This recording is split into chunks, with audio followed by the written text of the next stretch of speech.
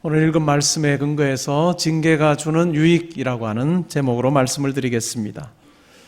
지난주에 우리가 살펴본 말씀은 히브리서 설교자가 우리 신앙생활이라고 하는 것은 오래 달리기와 같다. 그래서 오래 달리기는 인내가 필요하다라고 그렇게 이야기를 했습니다. 근데 오늘 4절 말씀을 보니까 4절 말씀에는 또 운동 경기의 그림을 가지고 우리에게 설명하는데 오래 달리기의 그림을 가지고 설명하는 것이 아니라 다른 운동 경기를 가지고 설명하는 것 같습니다.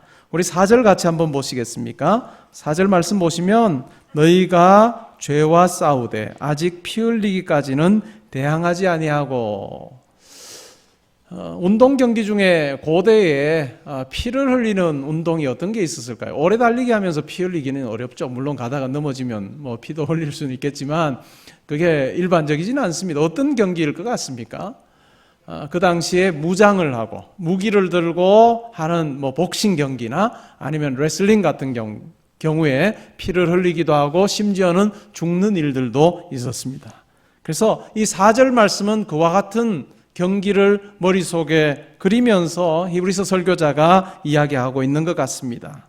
너희가 죄와 싸우되 아직 피 흘리기까지는 대항하지 아니하였다라고 하는 이 말은 피 흘리기까지, 십자가에서 죽기까지 죄와 싸우시고 하나님께 순종하셨던 예수님이 하셨던 그 모범이 여러분들의 삶에는 아직까지 확연하게 드러나고 있지 않다라고 이야기하는 것 같습니다. 그러니까 죄와 대항하여 싸울 때, 세상과 대항하여 싸울 때 최선을 다한 것 같지는 않다라고 이야기를 하는 것 같아요.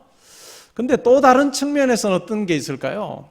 히브리서를 우리가 읽어가다 보면 이전에도 고난과 박해를 당한 적이 있습니다. 그래서 옥에 갇히기도 하고 재산을 몰수당하기도 하고 비방과 능욕을 당하기도 했습니다.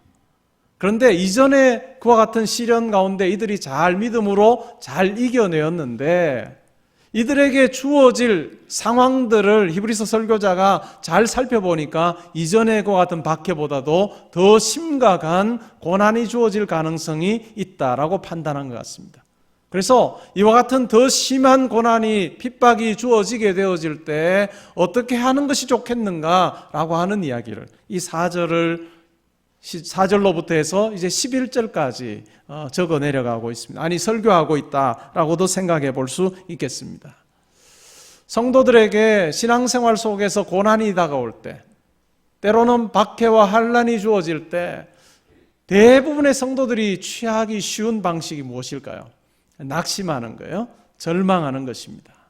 때로는 그 시련으로 인해서 그 자리에 주저앉아 버리는 경우가 참 많이 있습니다. 그래서 히브리서 설교자가 그 내용을 너무너무 잘 알기 때문에 3절에도 보니까 뭐라고 이야기했습니까? 너희가 피곤하여 낙심하지 않기 위하여 라고 이야기를 했고, 5절에 보면 잠언 3장 11절 12절 말씀을 인용하는데 인용되어지는 그 9절에도 보면 어떤 말씀이 있습니까? 내 아들아 주의 징계하심을 경히 여기지 말며 그에게 꾸지람을 받을 때에 무엇하지 말라? 낙심하지 말아라. 고난의 상황 가운데서 낙심하지 말아라 라고 하는 이 이야기를 해주고 싶어 합니다. 오늘 읽었던 본문, 길지 않은 그 구절인데 이 성경 말씀 속에서 8번이나 반복되어지는 단어가 있습니다. 8번 반복되어지는 단어. 그 단어가 무엇일까요? 여러분 읽으면서 이 단어가 자주 나오네 라고 느끼셨던 그 단어가 무엇입니까? 징계라고 하는 단어입니다.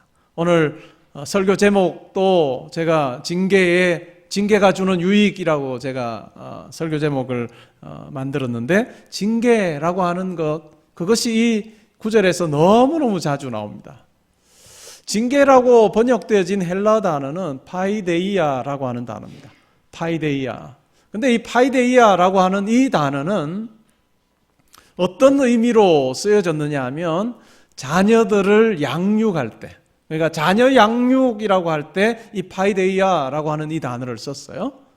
그리고 운동선수들이 실전에 나가서 잘 싸우기 위해서, 경기를 잘하기 위해서 어떻게 합니까? 훈련을 하죠. 요즘 같으면 간혹 TV에 소개되어지는데 이제 봄이 되어지면 프로야구가 개막이 됩니다. 프로야구 이제 시즌이 개막하기 전에 이 프로야구 선수들이 어떻게 하고 있을까요? 지금 이 시기쯤이면 뭐 하고 있을까요? 해외 전지훈련 가 있죠. 우리나라는 이 겨울이 좀 춥기 때문에 따뜻한 곳으로 가서 어떻게 합니까? 이제 새로 시즌이 시작하게 되어질 그때를 준비하고 있습니다. 땀을 흘리기도 하고요. 수비하는 사람들은 수비 연습을 하고 또 타자들 계속해서 이 타격 훈련들을 하면서 구슬땀을 흘리고 있습니다. 이렇게 운동선수들이 경기에 나가서 잘하기 위해서 훈련하는 것, 트레이닝하는 것, 그때도 파이데이아라고 하는 이 단어를 사용합니다. 그러니까 꼭 이 파이데이아라고 하는 단어는 꼭 무엇을 잘못했을 때 벌 주는 그런 의미만 있지는 않습니다. 어떤 목표를 가지고, 운동선수들인 경우는 뭐죠?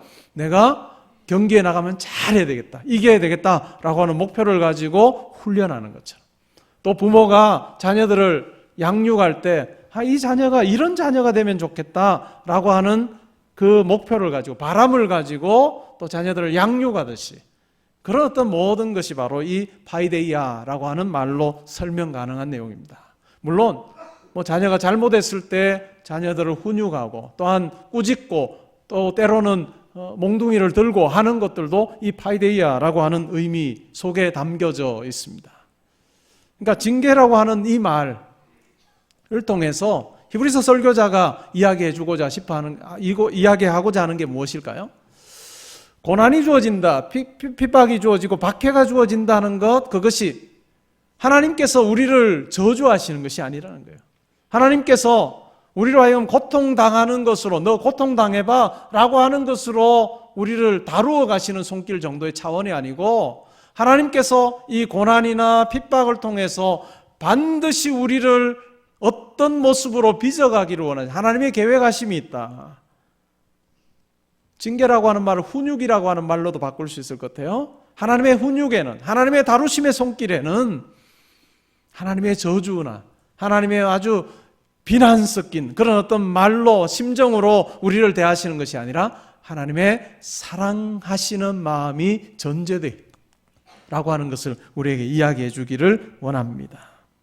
그래서 이 잠언 3장 11절 12절 말씀을 인용하고 있습니다. 또 아들들에게 권하는 것 같이 너희에게 권면하신 말씀도 잊었도다. 고난의 자리가 주어지게 되어질 때 잊어버리면 안 된다라고 하는 것입니다. 하나님께서 주신 권면의 말씀을 잊어버리면 안 된다. 그 내용이 무엇일까요? 내 아들아, 여호와의 주의 징계하심을, 훈육하심을 경히 여기지 말며, 그냥 아무것도 아닌 것처럼 그렇게 여기지 말고 그의 꾸지람을 받을 때에 낙심하지 말아라. 주께서 그 사랑하시는 자를 징계하시고 그가 받아들이시는 아들마다 채찍질하심이라. 매를 아끼면 자녀가 망한다라고 하는 말이 있습니다. 부모가 매를 아끼면 자녀가 망합니다. 부모가 자녀에게 따끔하게 충고하거나 따끔하게 바로 가르쳐서 옳은 길로 인도하는 것을 포기하게 되어지면 그 자녀는 결코 밖에 나가서 다른 사람들에게 칭찬받는 자녀로 살아가기가 너무너무 어렵습니다. 부모가 왜 때로는 어릴 때에 회초리를 들고 때로는 아이들에게 그렇게 하면 안 된다라고 그렇게 따끔하게 이야기를 할까요? 부모가 아이들을 사랑하기 때문입니다. 자식을 사랑하기 때문에 그와 같은 행동을 하게 되어집니다. 그냥 사랑이라고 하는 것이 오냐 하는 것으로 너 하고 싶은 대로 다 하라고 그렇게 하는 것이 사랑이 아닙니다. 만약에 그렇게 하게 되어지면 어떻게 될까요? 자기밖에 모르는 아이로 크게 됩니다. 철저하게 이기적인 아이로 키워갈 수밖에 없는 거죠. 하나님께서 우리를, 아들, 딸인 우리를 대하시는 방식도 그렇다는 것입니다. 하나님께서 우리에게 때로는 따끔하게 충고하기도 하시고 때로는 우리에게 채찍질 하시는 것 같은 그 같은 일들을 행하시는 이유가 분명히 하나님께서 어떤 목적을 가지고 행하시는 것이다 라고 이야기를 하고 있습니다. 주께서 사랑하시는 자를 징계하신다. 훈육하시고 그가 받아들이시는 아들마다 채찍질하라. 하나님께서 마치 우리를 아들, 딸로 여기시면서, 실제로 우리가 아들, 딸인데 하나님께서 그러한 마음으로, 아버지의 심정으로 우리를 대하신다라고 말씀하고 있습니다. 너희가 참음은 훈육을 받기 위함이라. 하나님이 아들과 같이 너희를 대우하시나니 어찌 아버지가 훈육하지 않는 아들이 있으리요. 훈육은 다 받는 것이오늘 너희에게 없으면 사생자요 친아들이 아니니라. 우리가 길거리에 걸어가면서, 오늘날은 더 합니다. 오늘날은 길거리에 걸어가면서 시민으로서, 이 사회의 시민으로서 해야 될 행동과 맞지 않는 어긋난 행동을 하는 청소년들이 있거나 할 때, 오늘날은 그 아이에게 너 이렇게 하면 안 돼 라고 이야기하지 않는 시대가 되었습니다. 과거에만 해도 우리나라는 길에서 잘못된 행동들을 하고 하면 다 그렇게 하면 안 돼, 그것은 바르지 않아 라고 지적을 했고 그것을 받아들이는 사회였는데, 오늘날은 그것이 허물어진 사회, 심지어는 가정 안에서도 그와 같은 어떤 권면, 징계 자체가 상실되어지는 그와 같은 사회를 살고 있습니다. 이것이 어떤 면에서는 큰 문제라고도 할 수 있겠죠. 고대 사회를 보게 되어지면 이 말씀이 쓰여지고 또한 선포되어질 때의 사회는 절대적인 권위를 아버지가 가졌습니다. 아버지가 절대적인 권위를 가지고 아들과 딸을 대하면서 그들의 삶을 어떤 면에서는 주관할 수 있는 능력을 가지고 있었습니다. 그러한 상황 가운데서 이 이야기를 하고 있는 것입니다. 아버지가 아들과 딸에게 따끔한 충고를 하거나 때로는 매를 드는 것, 그것이 오히려 사랑한다는 표현, 내 아들이고 내 딸이어서 내가 이 아들을 향한 기대와 소망을 가지고 있다라고 하는 사랑하심의 표현이고 증거다라고 이야기를 하고 있습니다. 아들이 잘못되어질 때, 딸이 잘못 행하고 있을 때 만약에 그것을 방관하는 아버지와 어머니라면 과연 그 자식을 나의 자식으로 생각하고 있는가 아닌가, 우리는 고개를 갸우뚱하게 합니다. 하나님의 경우도 마찬가지다라고 이야기하는 것입니다. 그럴 때 그러면 우리가 이와 같은 고난에 우리가 어떻게 반응하는 것이 좋을까? 9절 말씀에서 이야기하고 있습니다. 9절 말씀 같이 한번 읽어보겠습니다. 또 우리 육신의 아버지가 우리를 징계하여도 공경하였거든 하물며 모든 영의 아버지께 더욱 복종하여 살려하지 않겠느냐. 하나님께 순종하는 것, 하나님께 복종하는 것이 중요하다라고 이야기하는 것입니다. 고난의 자리에서, 핍박의 자리에서 때로는 징계를 당하고 훈육을 당하는 그 상황 가운데 있을 때 순종하고 복종하는 것, 그것이 필요하다. 이제 프로야구가 개막되어질 텐데 프로야구 선수들이 기대하는 것이 무엇일까요? 내가 올 시즌에는, 이번 시즌에는 정말로 타자라면 좋은 타율을 내가 유지해야 되겠다. 그리고 수비하는 사람이라면 내가 수비를 정말 잘해야 되겠다. 투수라면 내가 공을 정말 잘 던져야 되겠다라고 하는 생각을 가지고 구슬땀을 흘릴 겁니다. 그가 그와 같은 결과를 얻기 위해서는 어떻게 해야 될까요? 지금의 고난, 그가 훈련하면서 땀을 뻘뻘 흘리는 이 과정들이 없이는 자기가 바라는 그와 같은 선수로서 생활할 수 없을 것입니다. 땀 흘림이 있을 때, 때로는 자기의 육체가 혹독하게 혹사당하는 것과 같은 경험을 하게 되어지고 자기의 한계에 부딪혀서도 피하지 아니하고 끝까지 그 일들을, 흔히 하는 말로 입에서 단내가 날 정도로 훈련에 자기 스스로가 몰두하지 않으면 그냥 시즌 개막하기 전에 팽팽 놀았던 선수가 운 좋게 나가서 공 쳤더니 잘 맞더라, 이런 것은 운동 경기에 있을 수가 없습니다. 우리의 신앙생활도 마찬가지다라고 하는 것입니다. 우리에게 고난이 주어질 때 그 고난을 어떻게 다루어 가느냐, 어떻게 반응하느냐, 그것이 우리의 삶에서 하나님께서 우리 가운데 주기를 원하시는 것을 누리느냐 못 누리느냐라고 하는 중요한 열쇠가 된다라고 얘기합니다. 그 열쇠가 뭘까요? 복종하는 것입니다. 순종하는 것입니다. 하나님께서 이 일 가운데도 이루어 가실 분명한 계획이 있다라고 믿고 순종하고 복종하며 나아가는 것입니다. 그러면 하나님께서 어떤 목적을 가지고 계실까요? 10절과 11절에 나옵니다. 우리 10절과 11절 말씀 같이 한번 읽어보면 좋겠습니다. 그들은 잠시 자기의 뜻대로 우리를 징계하였거니와 오직 하나님은 우리의 유익을 위하여 그의 거룩하심에 참여하게 하시느니라. 무릇 징계가 당시에는 즐거워 보이지 않고 슬퍼 보이나 후에 그로 말미암아 연단받은 자들은 의와 평강의 열매를 맺느니라. 육신의 아버지는 자기의 뜻대로 우리를 징계할 수 있습니다. 그러나 하나님 아버지께서는 우리를 자기의 뜻대로 징계하시지 않습니다. 무엇을 위해서 하십니까? 우리의 유익을 위하여. 여러분, 이것이 여러분 마음으로 동의되어지십니까? 받아들여지십니까? 우리의 인생 가운데 일어난 때로는 고난과 어려움이라고 하는 것도 우리의 유익을 위해서 하나님께서 허락하신 것이다 라고 하는 것을 여러분 마음으로 고백하실 수 있기를 바랍니다.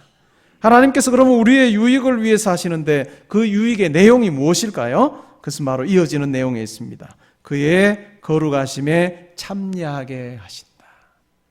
때로는 우리에게 고난이 주어질 때, 신앙생활 속에서 고난이 주어질 때 그것이 우리로 하여금 고통당하는 것으로 끝나기를 원하시지 않으시고 오히려 그것이 우리에게 유익이 되어서 하나님의 거룩하심에 참여하는 자가 되게 하십니다. 때로 우리의 삶 가운데서 분주하게 이 세상이 전부인 것처럼 막 달려갈 때 때로는 하나님께서 우리의 발걸음을 멈추게 하십니다.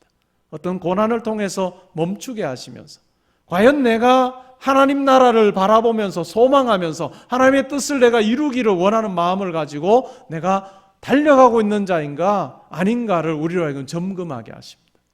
때로는 우리의 관심이 이 세상이 전부가 되고 내 이름 드러내는 것이 되어지고 내가 다른 사람보다 더 많이 누리는 것이 나의 관심사가 되어져 있을 때 하나님께서는 우리로 하여금 어려움의 자리에서 우리의 삶에 대해서 진지하게 고민하게 하십니다. 과연 나에게 주어진 시간이라고 하는 것, 인생이라고 하는 것, 그것이 무엇일까 우리로 하여금 고민하게 하십니다. 등산을 하면서 올라갈 때는 헉헉거리면서 올라가느라 그냥 바로 위만 보고 올라가느라 옆을 볼 여유가 없습니다. 그런데 꼭대기에서 이제 내려올 때는 우리가 주변을 둘러볼 기회도 있습니다. 우리에게 고난이라고 하는 것이 그러한 것 같습니다. 고난이라고 하는 것이 내려가는 길이어서 때로는 힘들 수도 있지만 내가 내 인생에서 내가 내리막길을 걷는 것 자체가 때로는 어려움처럼 느껴질 때가 있지만 오히려 우리가 천천히 내려올 때 우리가 발견하지 못했던 참된 여러 가지 것들을 볼 수 있는 여유들이 우리 가운데 있다라고 하는 것을 오늘 이 말씀이 이야기해 주고 있습니다. 하나님께서 고난이라고 하는 것을 통해 훈육을 통해서 우리로 하여금 우리를 위해서 하나님께 준비해 주셔서 하나님의 거룩하심에 동참하게 하십니다. 하나님께서 말씀에 이렇게 말씀하셨습니다. 내가 거룩하니 너희도 어떻게 하라고요? 거룩하라. 하나님, 거룩하신 하나님 앞에서 우리가 어떤 자로 살 때 하나님과의 사귐과 소통이 있느냐? 그것은 우리도 거룩한 자로 사는 거예요. 이 거룩한 자로 산다라고 하는 것은 너무 이 외식적으로 생각하지 않기를 바랍니다. 흔히 우리가 생각하는 것처럼 예수 믿는 사람이면 담배 피면 안 되고 술 마시면 안 되고 이 외식적인 어떤 거룩으로 하나님을 우리가 만나는 것이 아니라 우리의 속에 하나님을 향해서 가지는 어떤 열심, 하나님을 향해서 가지는 어떤 목표, 내 마음속에 간직되어 있는 그것이 하나님께서 받으심직한 것이 되어서 거룩하신 하나님과 사귐이 있을 수 있는 그와 같은 자로 살아가는 그것이 바로 하나님께서 요구하시는 것입니다. 우리가 징계를 당할 때에 즐겁지 않습니다. 고통이 되어집니다. 그러나 그 징계를 훈육을 잘 참게 되어질 때 우리 가운데 주어지는 것이 무엇입니까? 연단받은 자들에게는 의와 평강의 열매가 있다. 의와 평강의 열매가, 하나님께서 기뻐하시는 의가 우리 속에 훨씬 더 많이 드러나게 되어지고, 또한 평강이 우리 속에 있게 되어집니다. 우리가 좋을 때에 기뻐하고 즐거워하는 그것은 어떤 면에서는 한쪽 면의 평강일 수 있습니다. 그러나 성도는 힘들 때에도, 어려울 때도, 고난이 있을 때에도 예수 그리스도 안에서, 하나님 안에서 얻게 되어지는 참 평강을 맛본 자가 바로 성도라고 할 수 있습니다. 많은 것을 잃어버린 것처럼, 눈에 보이는 상황 가운데서는 아무것도 가지지 않은 자처럼 비털털이 인생으로 살아간다 할지라도, 그러나 하나님이 나의 전부가 되시고 하나님께서 나를 향해서 허락하신 놀라운 사랑을 생각하면서 마치 전부를 가진 자인 것처럼 자기가 자기 스스로의 삶을 확인하게 되어질 때, 그때 비로소 주어지는 평강, 그 평강을 고난을 통과한 자는, 연단을 통과한 자는 누리게 되어진다라고 이야기하는 것입니다. 좋을 때는, 그래서 성도들은 좋을 때는 기뻐해야 됩니다. 좋을 때는 기뻐하고 감사하고, 그리고 고난이 주어질 때는 생각하는 것이 중요합니다. 고난이 주어질 때는 묵상하는 것이 중요합니다. 내가 다름박질하는 이 인생이 과연 하나님께서 기뻐하실 것인가? 또 하나님께서 나를 통해서 이루어 가시기를 원하시는 것이 무엇인가 하는 것을 우리는 살펴보는 시간들을 가져야 됩니다. 많은 사람들이, 아니 대부분의 사람들이 좋은 일만 가지며 살기를 원합니다. 그렇죠? 물론 제가 담임 목사로서 우리 성도님들을 위해서 기도할 때 똑같습니다. 하나님, 우리 성도님들의 가정에 좋은 일 허락해 주시고 자녀들에게 하나님 복된 것 주시옵소서, 제가 그렇게 기도합니다. 마땅히 그렇게 기도해야 되지 않겠습니까? 근데 때로는 우리의 바람과 상관없이 힘든 일이 주어질 때가 있습니다. 근데 이 힘든 일이 주어질 때, 하나님께서 나를 미워하시나 보다, 하나님께서 나를 저주하시나 보다, 이렇게 생각할 필요가 없다는 거예요. 오히려 이 속에 담겨있는 하나님의 사랑의 마음을 우리가 알아차리는 것이 참 중요합니다. 이것이 가능하냐 아니냐에 따라서 삶이 많이 달라집니다. 성경의 인물 중에서 많은 고난을 당했지만 그 고난이 오히려 자기에게 양약이 되었던 사람, 여러분은 머릿속에 어떤 사람이 떠오르세요? 다윗도 떠오를 거고요, 요셉도 떠오를 거고요. 다윗 한번 살펴볼까요? 다윗은 꼭 자기가 잘못한 건 별로 없었던 것 같아요. 그죠? 목동으로 살다가 하나님께서 그 다윗을 귀하게 보셔서 선지자를 통해서 왕으로 기름 부으셨습니다. 그리고 이스라엘과 블레셋이 전투하는데 형들에게 음식도 준비해서 잘 있는지 보러 갔다 오라 라고 하는 그 아버지에게 순종해서 전쟁터로 갔는데, 마침 그때 블레셋의 큰 거인 장수 누구죠? 골리앗이 하나님을 욕하고 이스라엘 백성들을 막 욕하는 모습을 보고, 또 그 말을 듣고 그냥 가만히 있을 수 없습니다. 그래서 결국은 군인도 아닌 그가 내가 싸우겠습니다 라고 싸우러 나가서 결국 하나님의 역사하심으로 말미암아 골리앗을 무찔렀습니다. 그의 인생에 큰 전환점이 일어난 거죠. 그리고 많은 사람들이, 여인들이 사울 왕은 천천히요 다윗은 만만이라고 그렇게 노래합니다. 그 노래로 인해서 사울 왕이 마음의 심기가 굉장히 불편해서 어떻게 하려고 합니까? 다윗을 죽이려고 합니다. 다윗을 죽이려고 창도 여러 번 던지고, 또 피난하게 되어지면, 광야나 굴에 숨어 있으면 이 다윗을 잡기 위해서 3,000명의 군사를 풀어서까지 잡으려고 합니다. 여러분, 그와 같은 상황 속에 놓여 있다고 생각을 한번, 여러분이 다윗이 되었다고 한번 생각해 보시면 어떨 것 같습니까? 여러분, 어떻게, 마음속에 어떤 마음이 생겨나고, 또 여러분의 말에서는 어떤 말이 나올 것 같아요? 그냥 평범한 사람이라면 어떨까요? 평범한 사람이 원망합니다. 불평합니다. 그리고 하나님을 향해서도 아주 불편한 마음들을 이야기했을 것 같은데, 다윗은 그렇게 하지 않았습니다. 시편 37편에 보면 다윗이 이렇게 이야기합니다. 악을 행하는 자들 때문에 불평하지 말며 불의를 행하는 자들을 시기하지 말지어다. 왜냐? 그들은 풀과 같이 속히 배임을 당할 것이며 풀은 채소같이 쇠잔할 것입니다.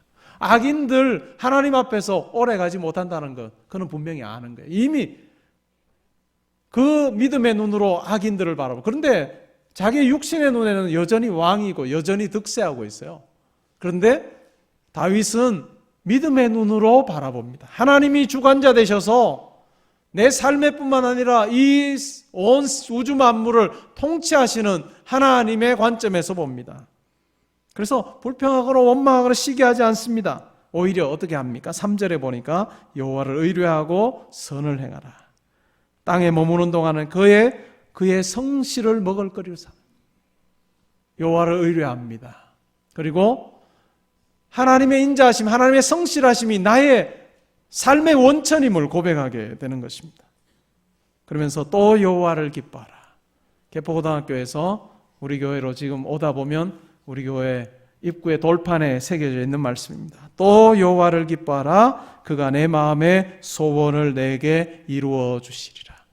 고난의 자리에서 어떻게 굴 속에서 어떻게 피신하는 그 입장에서 내가 여호와를 기뻐합니다라고 이야기를, 이것은 그냥 평범한 믿음의 사람의 입에서는 나올 수 없는 것.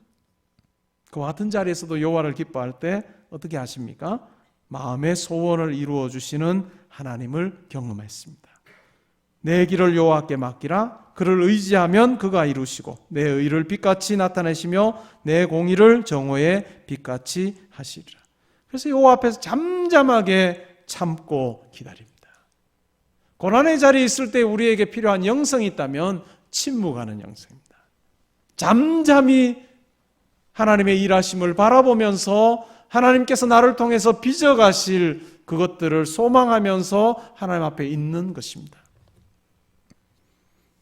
시편 62편에서 다윗은 이렇게 이야기합니다. 나의 영혼아 잠잠히 하나님만 바라며 나의 구원이 그에게서 나오는도다. 오직 그만이 나의 반석이시오 나의 구원이시오 나의 요새시니 내가 크게 흔들리지 아니하리라. 나의 영혼아 잠잠히 하나님만 바라라. 물은 나의 소망이 그로부터 나오는도다. 자기의 영혼을 향해서도 이야기합니다. 낙심되고 흔들릴 수 있는 자기의 영혼을 향해서 그러면 안 된다. 잠잠하게 하나님만 바라고 하나님이 구원이시고 하나님이 나의 소원이심을, 소망이심을 내가 흔들리지 말고 내가 하나님 붙잡고 달려가리라 라고 자기 영혼을 향해서도 이야기하고 있습니다. 영적인 전투는 바로 이 전투입니다. 신앙생활에서 우리의 인생 가운데 하나님께서 우리를 통해서 이루어 가실 일들을 경험하느냐 경험하지 못하느냐라고 하는 것은 우리에게 일이 잘 되어질 때가 아니라 오히려 우리 가운데 어려움이 주어질 때입니다. 우리 가운데 고난이 주어질 때 과연 내 영혼이, 내 마음이, 내 입이 하나님께서 기뻐하실 만한 것을 담아내고 내가 살고 있느냐 아니냐, 주변의 여건과 환경에 내 눈이 멀어서 때로는 환경을 원망하기도 하고 불평하기도 하고 그 속에 있는 하나님을 향해서도 믿음의 고백을 하지 못하는 자로 살아가느냐, 아니면 영혼에서부터 내 마음에서부터 하나님의 일하심을 바라보면서 하나님을 소망하는 자로 살아가느냐, 그것이 우리에게 고난이 유익이 될 수도 있고 징계가 유익이 될 수도 있고 훈육이 유익이 될 수도 있고, 아니 훈육이 그냥 깊은 상처로만 남을 수 있는 이 갈림길에 우리가 어느 쪽을 선택하느냐라고 하는 것이 너무나도 중요합니다.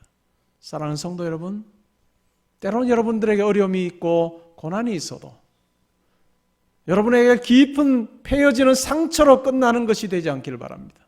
오히려 그 상처를 싸매어 주시고 그 상처를 싸매어 주신 하나님을 이야기하고 노래할 수 있고, 그 상처가 싸매어지고 아무는 과정 속에서 우리가 더욱더 거룩해지고 의와 평강의 열매가 우리 인생 가운데 맺혀지는 그 같은 경험이 우리 가운데 있기를 원합니다. 요셉의 경우도 마찬가지입니다. 요셉의 경우도 잘못한 것 없는데 형들에 의해서, 형들이 시기해서 종으로 팔려갔습니다. 그리고 보디발의 아내, 주인의 아내의 그 유혹을 뿌리치게 되어지자 오히려 누명을 뒤집어 쓰고 감옥에 가게 되어져. 만약에 이런 삶이라고 생각하면 보통의 사람이라면 어떻게 할까요? 원망하고 불평하고 때로는 하나님도 없다라고 하는 거, 그렇게 하는 것이 일반적이에요. 그러나 요셉은 그렇게 하지 않습니다. 종으로 팔려간 곳에서도 어떻게 합니까? 최선을 다합니다. 최선을 다할 수 있었던 건 뭘까요? 자기에게 말씀해 주신, 자기에게 꿈을 주신 그 하나님께서 신실하게 내 삶을 붙들고 계신다라고 생각하기 때문에 하는 거예요. 그래서 종으로 살면서도 형통합니다. 감옥에서도 어떻게 해요? 형통합니다. 그가 그렇게 할 수 있었던 것 바로 하나님이 자기의 인생 가운데 함께 하신다. 고난의 자리에 함께 하신 하나님을 그가 잊어버리지 않았기 때문입니다. 우리 여러분의 삶 가운데서 어려움이 있고 고난이 있고 때로는 물질적인 관계의 어려움 또 건강의 어려움이 있다 할지라도 가장 본질적인 이 부분을 잃지 않길 바랍니다.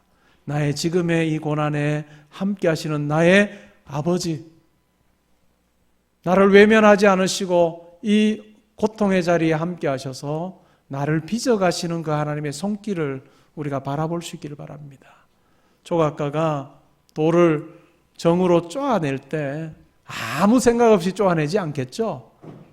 어떻게 쪼아낼까요?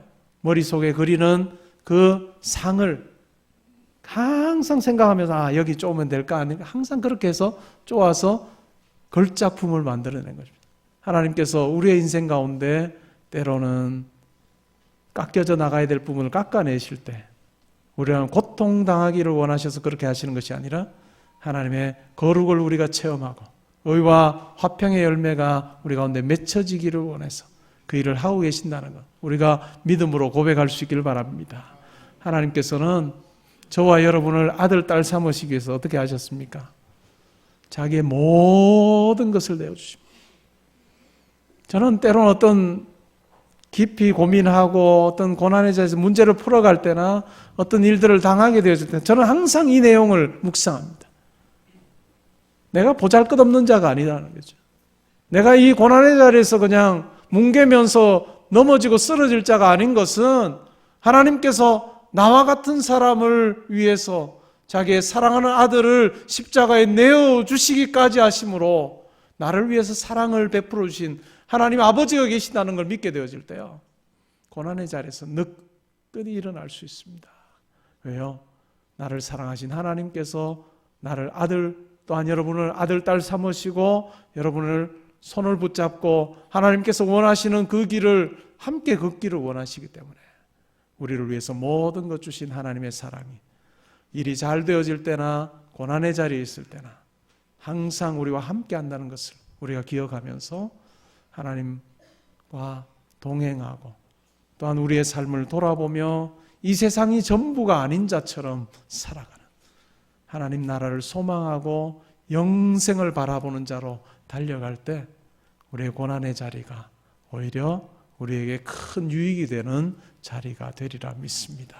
그렇게 사시는 여러분 되시기를 주님의 이름으로 축복합니다.